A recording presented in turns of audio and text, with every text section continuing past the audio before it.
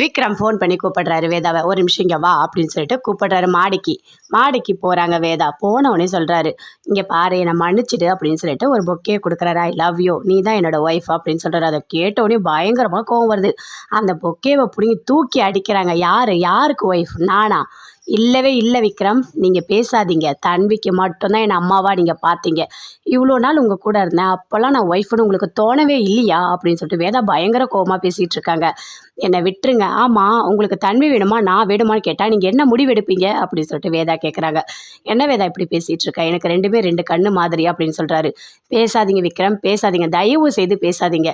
உங்களை மாதிரி நினச்சா எல்லாருமே ஒரே ஒரு குழந்தை தான் பெற்றுப்பாங்க, ரெண்டாவது குழந்தை பெற்றுக்கவே மாட்டாங்க அப்படின்னு சொல்லிட்டு வேதா பயங்கர கோவமாக பேசுகிறாங்க. பேசிட்டு என்னை விட்டுருங்க விக்ரம், இதுக்கு மேலே நான் உங்கள் கூட இருக்க விரும்பலை, நான் தனியாக இருக்கணும், எனக்கு வேறு இடத்துல ஜாப் கிடச்சிருக்கு, நான் போகிறேன். அது மட்டும் இல்லை, நான் வீடும் மாற்றிக்கிட்டு போகிறேன். இனிமேல் என்னை பார்க்காதீங்க, என் வாழ்க்கையை நான் சந்தோஷமாக வாழ போகிறேன் அப்படின்னு சொல்லிட்டு வேதா பயங்கர கோவமாக போகிறாங்க. வீட்டில் எல்லாருமே பேசிகிட்டு இருக்காங்க. விக்ரமோட அம்மா அப்பா எல்லாருமே, என்ன நான் உங்ககிட்ட எப்படி என் காதலை சொன்னேன் அப்படின்னு சொல்லிட்டு விக்ரமோட அப்பா அவங்க அம்மா கிட்ட சொல்லிட்டு இருக்காங்க. எல்லாருமே சேர்ந்து வெக்கப்பட்டு அப்படியே பேசிகிட்டு இருக்காங்க.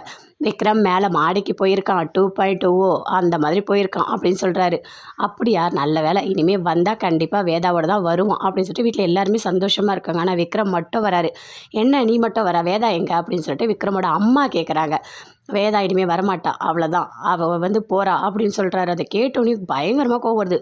அதெல்லாம் முடியாது விக்ரம், முடியாது அப்படின்னு சொல்லிட்டு அப்படியே கதவை தட்டுறாங்க. வேதா தயவு செய்து வெளியே வா வேதா, என் பையன் மேலே தானே உனக்கு கோவம், எங்கள் மேலாம் உனக்கு என்ன கோவம், வெளியே வா அப்படின்னு சொல்லிட்டு கத்துறாங்க.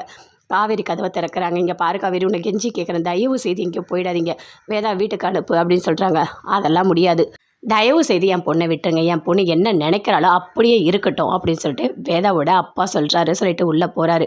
காவேரி நீ அது புரிஞ்சுக்கோ காவேரி, நான் அடி காவேரி, என் கூட சண்டை போடு காவேரி, தயவு செய்து வேதாவை அனுப்பு காவேரி அப்படின்னு சொல்கிறாங்க. கஜா அதெல்லாம் என்னால் எதுவுமே பண்ண முடியாது அப்படின்னு சொல்லிட்டு உள்ளே போகிறாங்க. கஜா பயங்கரமாக ஃபீல் பண்ணிகிட்டு இருக்காங்க. கிளினிக் வந்து கேட்குறாங்க, இங்கே வேதா இருந்தாங்களே அவங்களோட இன்னொரு அட்ரஸ் கொடுங்க, நாங்கள் போய் பார்க்கணும், அவங்கக்கிட்ட நாங்கள் வந்து எப்பவுமே ட்ரீட்மெண்ட் எடுக்கிறோம், நல்லா பார்ப்பாங்க, கொடுங்க அப்படின்னு சொல்லிட்டு அட்ரஸ் கேட்குறாங்க. விக்ரமும் கொடுக்குறாரு.